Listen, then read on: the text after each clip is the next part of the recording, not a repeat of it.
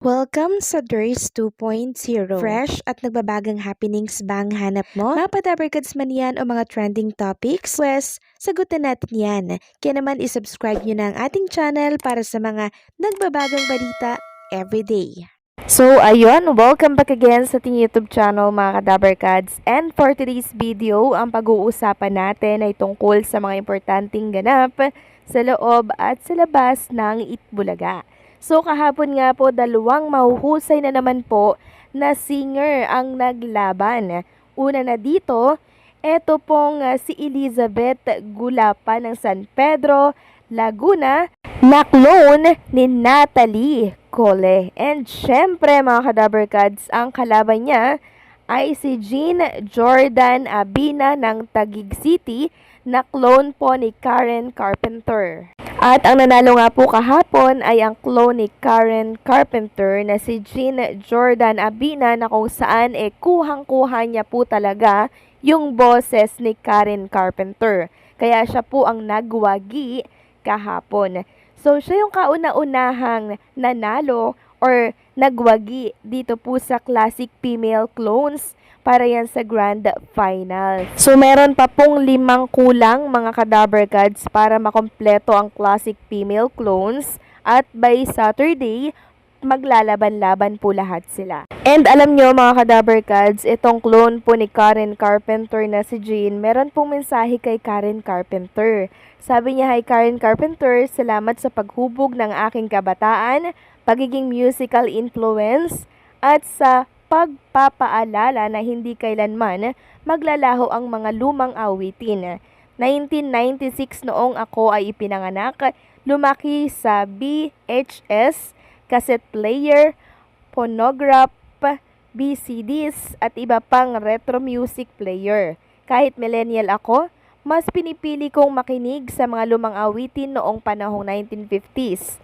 Ibinabalik ako noong panahong ang mga awitin noon ang nakakapagpatulog sa akin sa tanghali sa kabukiran ng Talisay, Camarines Norte.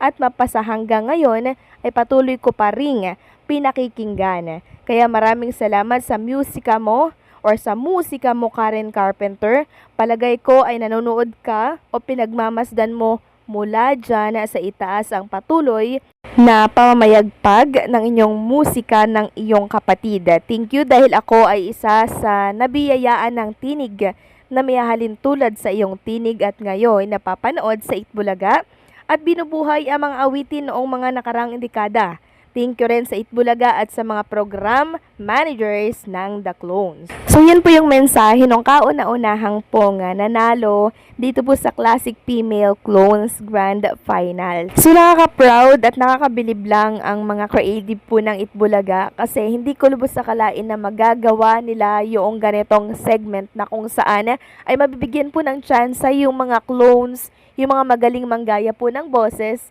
ng mga talaga namang veterana po sa musika. Next topic naman, pag-usapan natin ang tungkol dito sa naging problema po ng YouTube channel ng Itbulaga kahapon.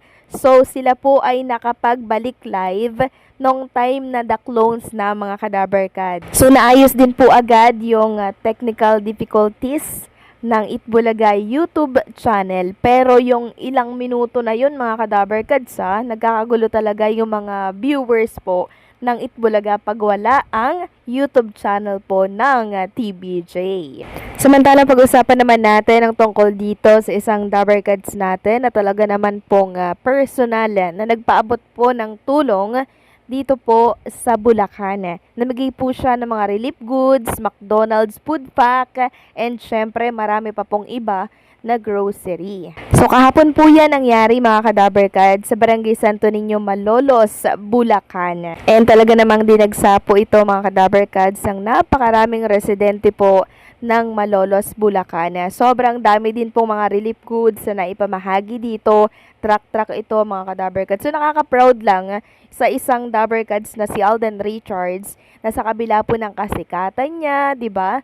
Marunong po siyang tumanaw ng mga utang na loob and syempre marunong po siyang tumulong sa nangangailangan. Noon pa man mga Kadaberkads, talaga naman pong si Alden, bukas palad po yan na tumulong mag-donate sa mga nangangailangan. Kaya naman, proud na proud kaming mga Daberkads sa pagtulong mo, Alden Richards. Samantalang si Maine Mendoza naman po, since second anniversary nga po ng kasal nila nitong si Arjo at Taide, nag-date po sila kagabi mga Kadaberkads para syempre i-celebrate itong pangalawang anibersaryo po nila. Samantalang pag-usapan naman natin ang tungkol doon sa headline po natin na isang contestant po na sumali sa The Clones ay na-stroke. Sino po yun? Walang iba kundi po si Noel Barcena. Siya po ay sumali sa The Clones nung time na si Atasha Mulak ay nasa Itbulaga pa, no?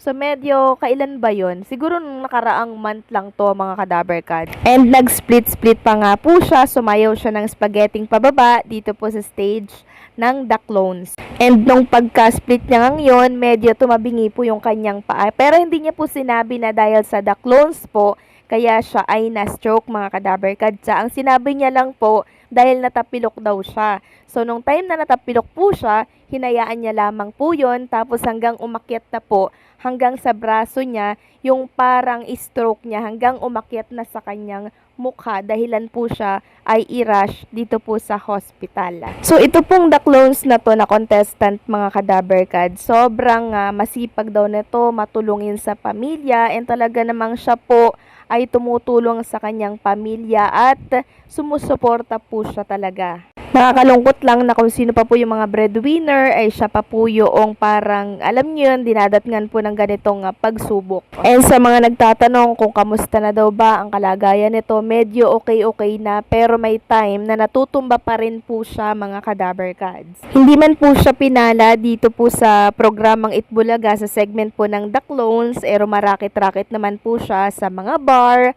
sa mga gig, kasi talentado rin nga po itong si Noel Barcena. Lahat po ng pwede niyang pasukan, pinapasukan niya po para syempre sila po ay mabuhay. At ang nakaka-proud pa dito mga Kadaberkads, nakabili po siya ng bahay dyan sa Tagaytay dahil yon sa kanyang pagpupursigi.